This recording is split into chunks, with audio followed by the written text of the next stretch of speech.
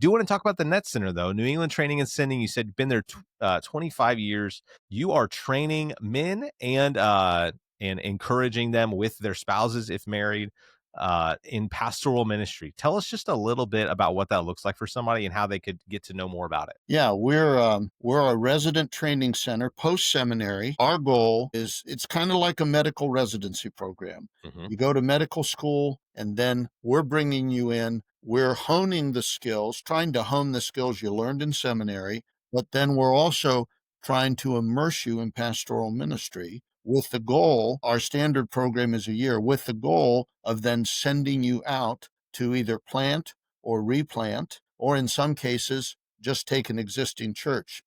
Right now I know of 5 to 10 churches with open pulpits in New England that I could send somebody to tomorrow. So we're really looking for men that kind of have a missionary mindset to come to Hmm. what generally is considered the least evangelized region of the country, and we're trying to really pad the runway a little bit so that it's not quite so brutal. So we offer free housing, free utilities. We give them a monthly stipend, and they have to raise a little bit of support. And then we are committed to placing every qualified candidate, and we can place them in either a plant or revitalization work or an existing church that's just going through the transition from their former pastor. Now, we also started, Travis, a 5-week intern program and we've got 4 or 5 from Spurgeon that are coming this year again, and that's completely full scholarship. So they don't have to raise a nickel. All they got to do is get themselves here and get themselves back.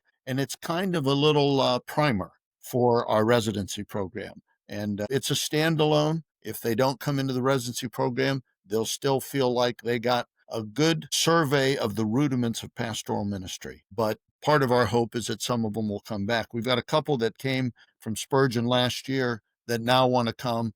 They've since got married. They've now want to come and be a part of a residency program. And so that's kind of what we're hoping. Yeah. Praise God. Tell us about the Resdiv. Yes, thanks for asking about that. So I know it's brand new. it's brand new. It's actually an alternative residency program. Instead of just being 1 year with guys that have finished their MDiv program, this is, coterminous with guys that are in the process of doing their MDiv program online. So we're not competing with the seminaries at all, because we know they're trying to get students to come on site. But, the estimate that I've heard, Travis, is about 70% of MDiv hours are now taken online. I would not be surprised by that statistic. And of course, that doesn't mean that 70% of the MDiv hours are taken off site, because students are on site and they're taking online classes. I get that. But a lot of them are off Yeah, site. that's right. So we're saying to those off site people, listen, as long as you're off site, if you have any inkling at all that you might want to minister in New England, even if you're not sure of it, come on up to Nets. We'll give you housing at a pittance of what you're paying. We're offering nice 2 and 3 bedroom apartments for $300 and $400 a month, Yeah.